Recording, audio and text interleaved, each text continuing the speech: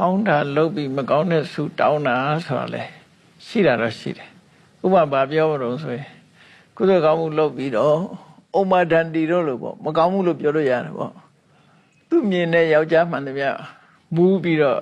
အယူအမှု crazy ဖြစ်ပါစေဆိုဆုတောင်းတာတော့သူမြင်တဲ့ယောက်ျားမှန်တယ်ဗျဟာအဲ့လိုဖြစ်သွားတယ်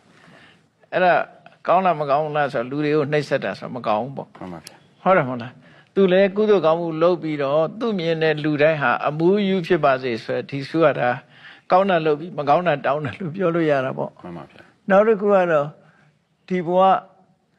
ငါ့ကိုနိုင်ခြင်းနဲ့နောက်ဘဝကျမင်းနင့်ကိုနိုင်မရစေဆိုပြီးတော့ဆုတောင်းလို့ရှိရင်လေဒါကတော့ဖြစ်သွားတာတွေဇလန်းလေးရှိတယ်ပေါ့နော်မှန်ပါဗျာမှန်ပါဗျာရှင်ထဲမှာအညှိုးတေးတွေပါတယ်ပေါ့အကျိုးပေးတာတော့ကုသိုလ်ကံအကျိုးပေးတယ်အကုသိုလ်နဲ့ကုသိုလ်ဟာရောထွေးသွားပြီးတော့သူဟာအကုသိုလ်တွေဆက်ဖြစ်တာပေါ့နော်မှန်ပါဗျာ